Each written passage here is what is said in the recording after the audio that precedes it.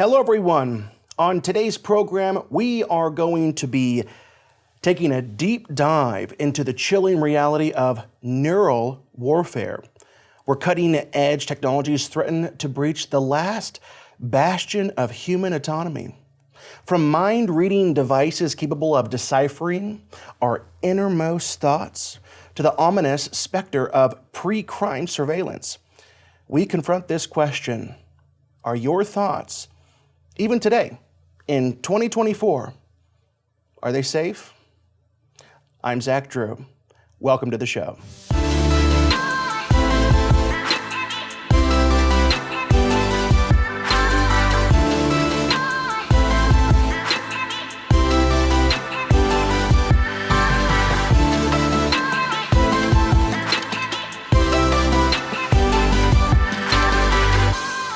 It's been said that a man's mind is his last sanctuary.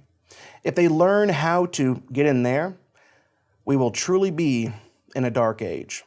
So for today's program, some articles for consideration to set the stage, lay the foundation. Mind-reading devices are revealing the brain's secrets. That's nature.com.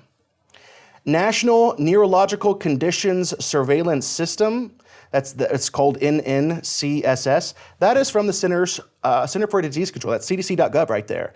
Actually, let's read a little bit of that. Neurological disorders and conditions have substantial and sometimes devastating consequences for millions of people of all ages across the United States. To help address this problem, Congress authorized Centers for Disease Control and Prevention to initiate, develop, and of a national neurological conditions surveillance system. The CDC received appropriated funds for the NNCSS starting in the fiscal year of 2019. Another article about the BRAIN initiative. Now, this is from the official Obama White House archives. Once again, another .gov website. So basically, this one just quickly states, in April 2013, former President Barack Obama announced the launch of the BRAIN initiative. And that BRAIN there stands for Brain Research through Advancing Innovative Neurotechnologies. It's a bold new initiative focused on revolutionizing our understanding of the human brain. So top neuroscientists developed a 12-year research strategy for the National Institutes of Health, that's NIH, to achieve the goals of the initiative by 2025. Next article for consideration on today's program. AI makes non-invasive mind reading possible by turning thoughts into text. And the last article, we're not going to get into it right now, but it will be an article of focus for sure on today's program, and probably more on next program as well. Mind reading technology may be used for national security. Okay, so it is your mind. It is your mind. It's your mind. It's your mind. It is right here, okay? That is the gold that they want. You know, think about like the California gold rush, right? The discovery of gold at Sutter's Mill on January 24th, 1848. It unleashed what? The largest migration in U.S. history. The next year, hundreds of thousands of people, known as what? The 49ers, stormed the state, searching for that precious, precious commodity, the wealth, the power from data, the data that they can harvest from your mind. I've said it before 100 times, and please understand that I'm going to say it 100 more times. Data is the new oil. Also, know this, that data is food for AI. Take away AI, take away data from AI, and it becomes non-existent. It ceases to exist. All right, so the food for AI is data, and they are mining you and I like coal right now. We don't even, many people just don't, they know, oh, they're probably spying on. No, they are. They're collecting all of your data. You have no privacy. And they're using it, they're selling it to third parties, and they're making billions and billions and billions of dollars in this age of surveillance capitalism, okay? Humans and their digital experiences, thoughts and feelings, and our behavioral patterns Okay, they're mining it all. Every single time you open up any type of IoT device, they're harvesting you, your behavioral data. We are, right now, human beings are the greatest natural resource on earth to the kings of the earth. And the kings of the earth today are the technology oligarchs. They are the tech elite. Those are who run this world. Shoshana Zuboff, the author of The Age of Surveillance Capitalism, said this in her book.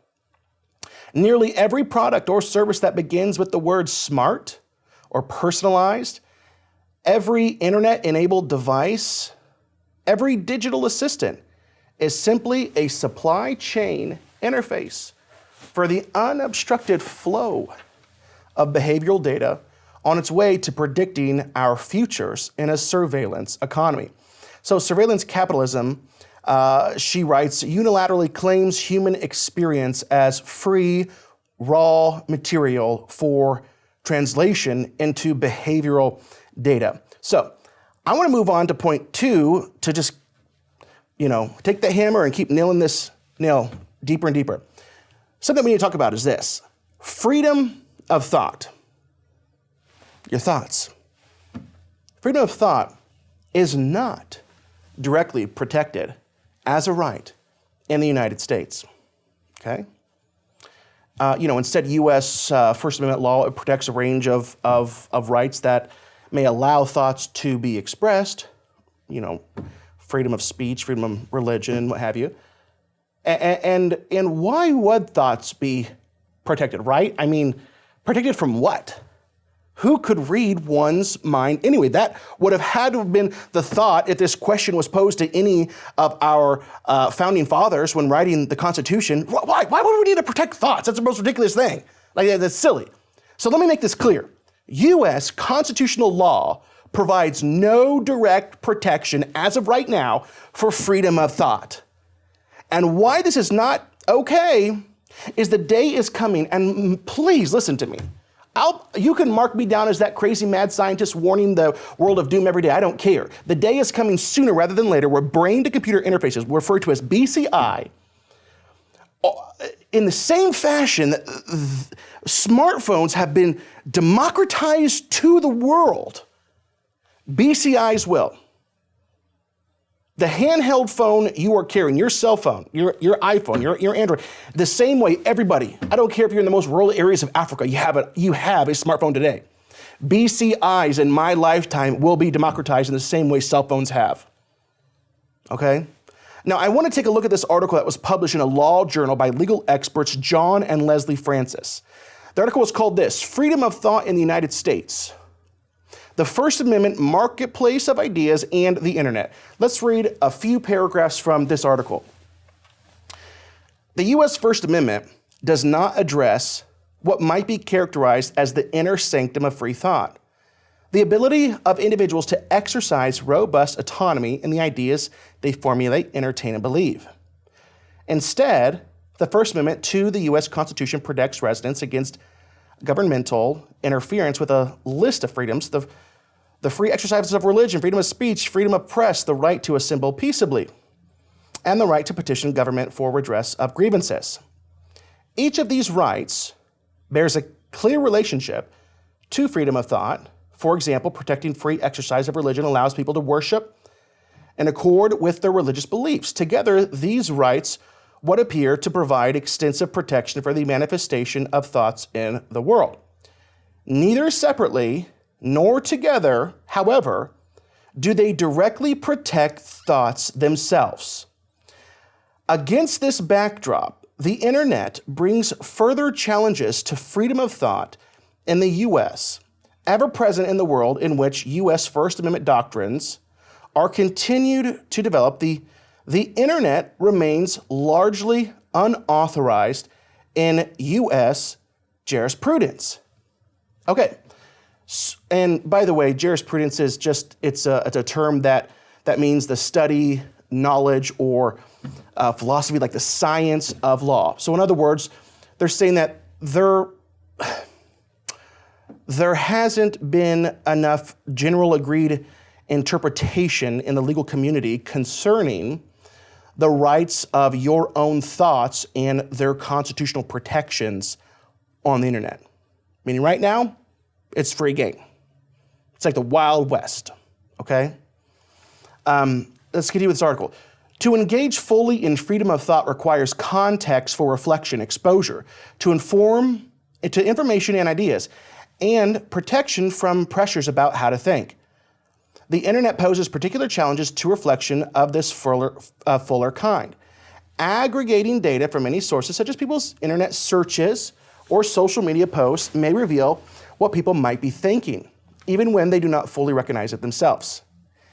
Hidden methods for altering or faking apparent facts or sources to destabilize reliance on information, and other technological developments such as neuroimaging or remote sensing pretend far fuller abilities to uncover the privacy of the mind. So this thing, I mean, it was a massive article. We're not going to get into it.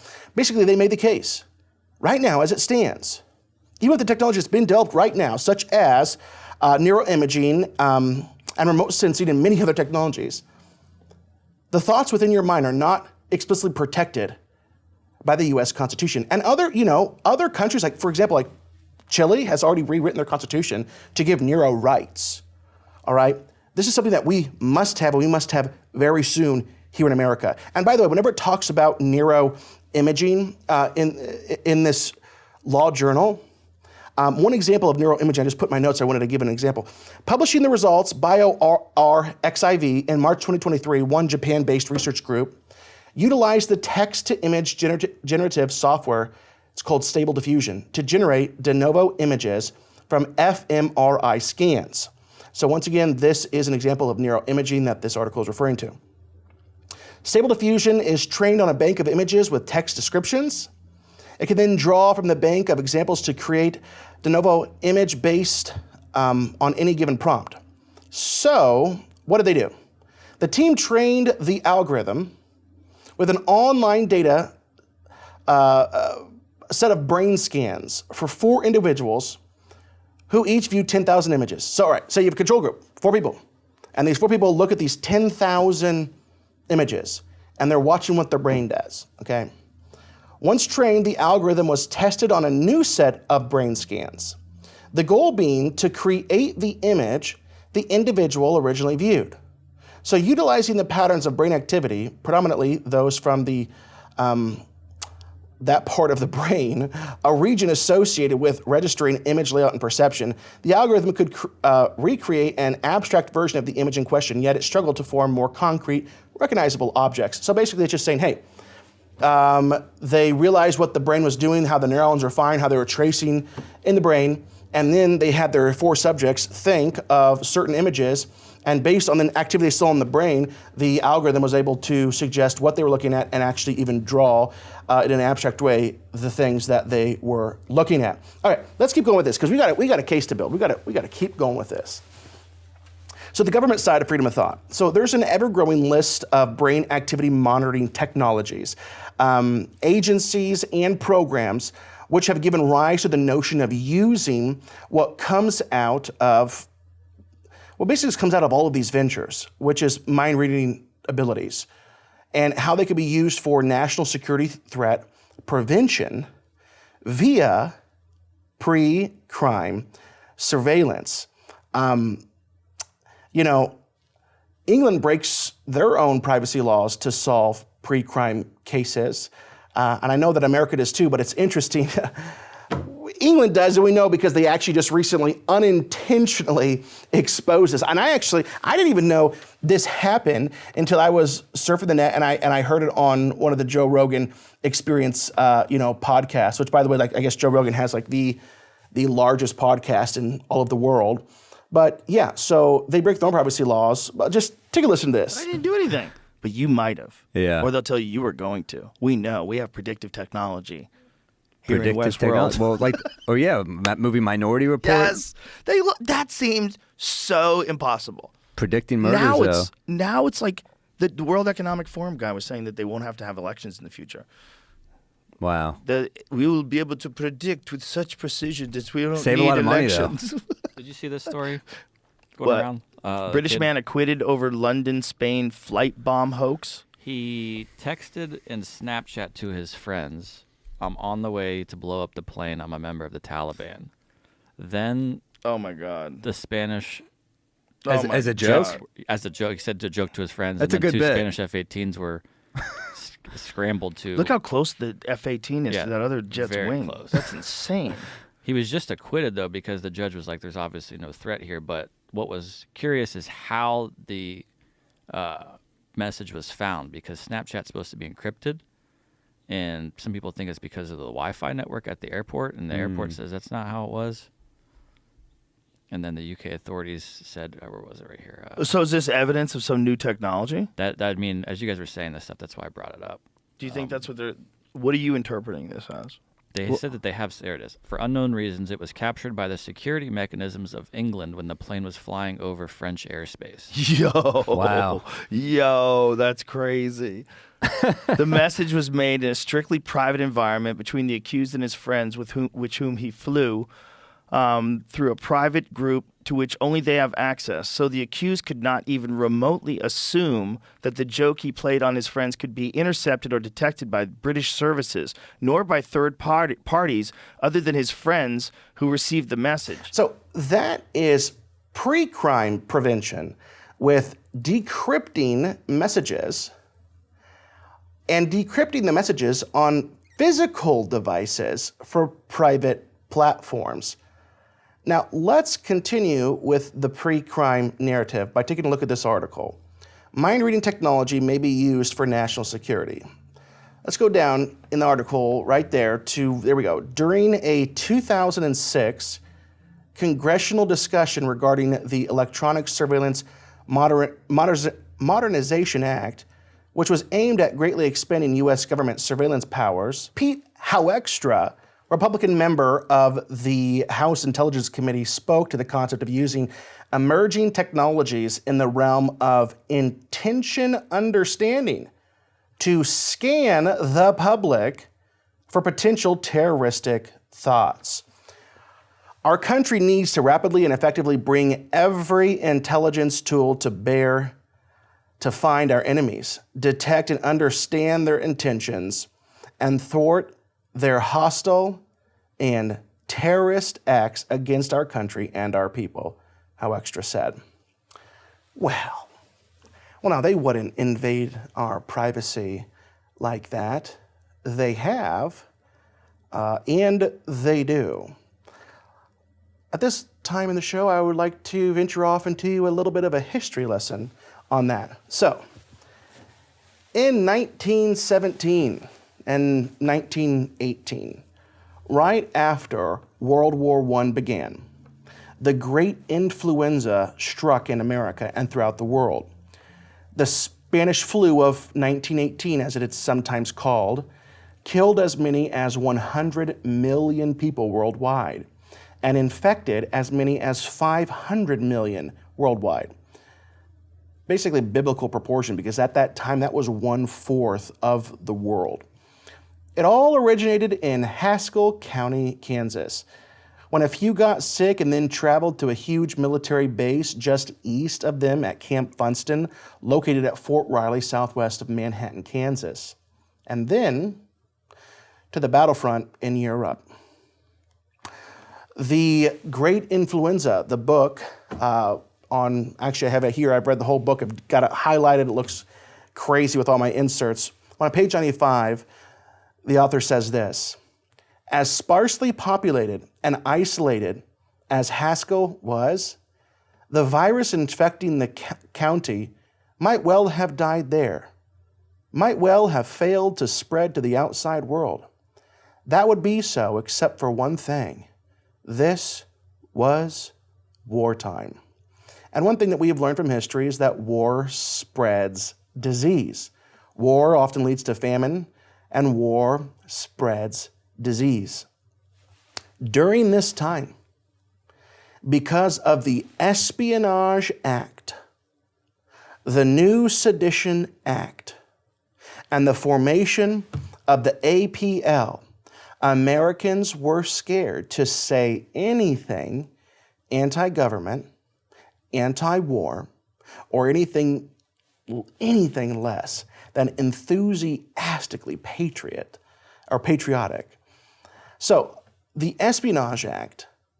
The Espionage Act of 1917 is a United States federal law passed on June 15, 1917, shortly after the U.S. entry into World War I. It has been amended numerous times over the years, but what it did, it was censorship of the press like never seen before.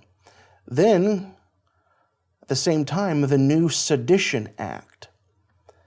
At that time, it's just crazy. This happened, I mean, a lot of people, people that don't know history, they just don't know what happened. It made it punishable in the United States of America by up to 20 years in jail to utter or to print or to write or to publish any disloyal, profane, or abusive language about the government of the United States. 20 years. And this one wasn't just for press. This was for just average Joe citizens. One could go to jail for cursing the government or criticizing it, even if what one said was true. Insert COVID-19 thoughts. Insert the jab. Insert what have you, right? Anything that the conservative right would say if the leadership of the Democratic Party has the White House, they're going to say whatever it is, whatever you're saying is lies, it's false. I mean, think about the power that the government had with this. The newspapers. Oh, and by the way, that wasn't just a bluff, okay? There were many people actually sentenced, imprisoned for over 20 years for that very thing. One of them was actually was a sitting congressman. All right, and just know, as far as history goes, that the newspapers could have told the truth. All right, they could have saved tens of millions of lives, but how could they report on it and risk the potential of going to jail for 20 years? How could they report on it and keep the morale up? And also another little interesting tidbit before I keep going on. Spain was neutral during World War I and didn't censor its news. So when the virus hit Spain and people started dying, they actually reported on it. So even though they were not the culprit, they took the blame throughout the world. It's not funny, but it is. I mean, that's why, the disease that killed 100 million people, that's a Spanish flu. And they're like, what the heck? We were just reporting on it. And the fact is, it wasn't Spain. So it really should not be called the Spanish flu. And that's why I try to refer to it more often than not as the Great Influenza. But then, so after that, so remember, it was the Espionage Act, the New Sedition Act, and then it was the APL. To enforce these things came the creation of the APL, which was the American Protective League, a volunteer-based organization sponsored by the United States Department of Justice. Okay, it made up 90,000 members within just a few months, and 200,000 within a year. So. Now they were required to carry badges identifying them as Secret Service. What was their goal? They spied on their neighbors, investigated slackers, right, and food hoarders. They demanded to know why people didn't buy or even didn't buy more Liberty bonds. And they would attack or turn in anybody that was against the war. So, once again, fear to say anything anti-war or anti-government had been thoroughly instilled into the American public by this moment. Even during this time, Americans were encouraged to treat every German or Austrian in the United States, unless known by years and years of association as a spy. States outlawed the teaching of German at this time, while one Iowa politician even warned that 90% of all the men and women who teach the German language are traitors. Sauerkraut was even renamed during this time period Liberty Cabbage, right? Sauerkraut was even named Liberty Cabbage. So I say all that to say this. Can you imagine what the government could have done with mind-reading technology? Technology that they are developing, and I believe has been developed, but they could have done in 1970, 1918, during wartime and the real pandemic that actually happened. If they were empowered by things like the new Sedition Act, they wouldn't even have any need at all for the American Protective League. Does the Bible talk about any more wars coming, any more pandemics coming? What could they do with this technology? You know, the combination of state surveillance and the capitalistic counterpart means that digital technology is separating the citizens of the world, of all societies, into two groups. The watchers, you know, the elite, the invisible, unknown, and well, whether they're unknown, I'll tell you they're unaccountable. The watchers and the watched. It's a new paint on this old Marxism and cultural Marxism barn, where it was the have and the have-nots, and we're moving into a world where it is the watchers and the watched. The Antichrist system is being built right now. It is. Now I want to say this, as many of you know, I hold to what is called historic premillennialism. I believe we have to go through what is referred to as the time of tribulation and apostasy. I believe to go through it. You know, I'm more so covenantal than you would refer to as dispensational. I'm historic premillennialist, meaning I believe it's time to buckle up. The Antichrist system is being built right now. Here's a little graphic of historic premillennialism. So we have here Jesus' birth. And then from that point until the ascension, it was the kingdom of God being manifest. And then once he ascended, it's the kingdom which has remained through the Holy Spirit. That's where we are right now. Then we have that last time period. Apostasy and tribulation break out. And at the end of that is the return of Christ, which is the first resurrection. Then the millennium. And in that millennium, you see beneath there, it's where I believe that Satan is bound and the kingdom is consummated.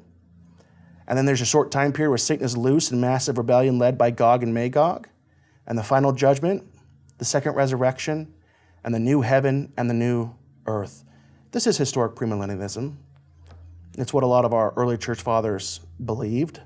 So basically, and it's not a salvation issue that you believe that there are multiple comings of the Lord and raptured out in the sky. So I'm not a pre-tribulation theorist. I'm not. And but I absolutely believe that all of these things, most of all of these things we've talked about, are going to happen even before that apostasy and tribulation break out. Like all the tech is going to be developed. It's going to be waiting in there. And we talk about, you know, I don't have time because we're already, gosh, I only have, oh my gosh, I'm actually totally out of time. Well, too bad I only had about 75 more minutes of content. Okay, so we're gonna actually open up Revelation chapter 6 next week and go through those first four horsemen. And we're gonna be talking about nanoparticles being released throughout the world to fake another virus that have been developed. And we have very, professors from Ivy League schools talking about what has been developed, what could be released throughout the whole nation to fake another pandemic. I swear I'm going to get canceled. I swear I'm just, if you come to the show next week and we're not on YouTube, you got to find us on Rumble, right? We're actually, we don't have a lot of problem on Facebook, surprisingly, but Rumble. You need to get on Rumble. We're on faithandvalues.com. We're on Roku and Apple TV through the PTL television network. Then we're in several different markets throughout America on that platform. So you need to find us because we are not going to be staying on YouTube for much longer. And so I wanted to let you know, I'm totally out of time. And, I feel like I'm great at flying the plane, but who in the world knows how to land these things? So With that being said, I love you guys. We got a lot of content planned for next week, and we'll see you then. Bye-bye.